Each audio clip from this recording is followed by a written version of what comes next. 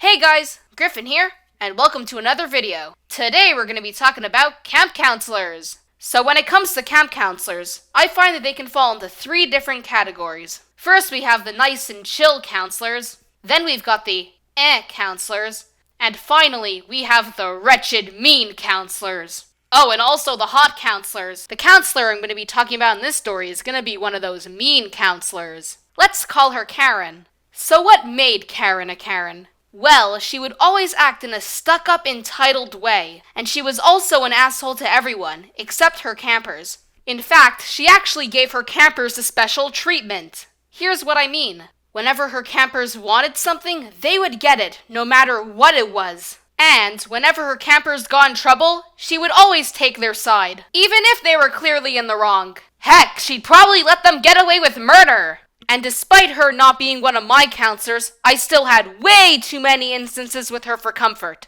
But for the sake of this video, I'm only going to tell two of them. So for the first story, twice a week, my camp would have an activity called Choice, where instead of participating in a set activity with your bunk, you would instead choose your activity and do it with other people from other bunks who chose the same activity as you. And for my choice, I chose archery. The archery group was fairly small, consisting of me, my friend, some other guy I didn't know, and one of Karen's campers. And for the counselors, there was Karen and some other guy.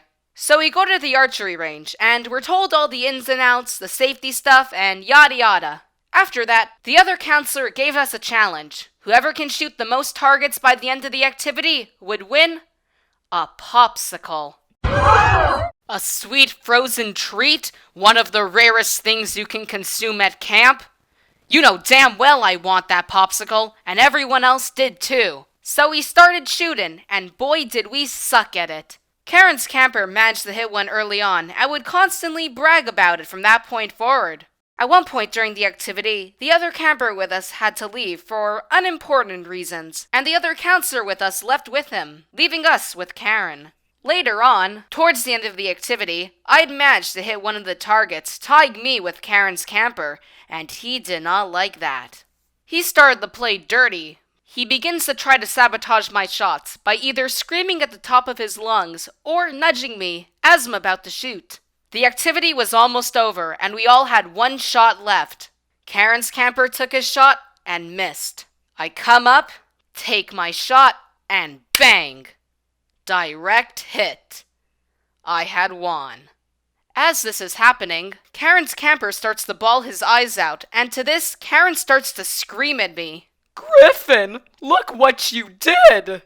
What did I do?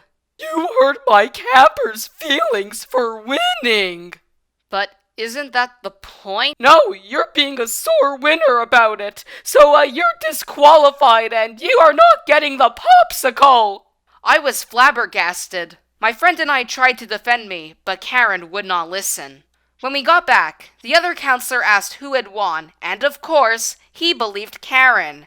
And there I was, seeing Karen's camper, eating my popsicle, looking at me with a smug grin on his face. Strike one! Our second story takes place 2 weeks after the first one. That week, my bunk had Capture the Flag for one of its activities. How Capture the Flag worked in my camp was that two different bunks with similar age groups who also had Capture the Flag at the same period would face off against one another. And you know whose bunk we were paired up with? Was it Karen's bunk? It was Karen's bunk!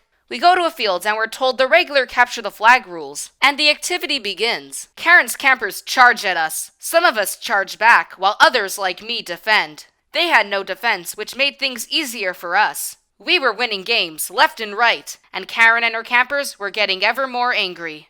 Eventually, Karen stepped in to change some rules. She took some people off our team and told us that we must tag someone twice to get them out, while her campers only need to tag us once. Fair and balanced, if you know what I mean. Despite these nerfs, our team still prospered.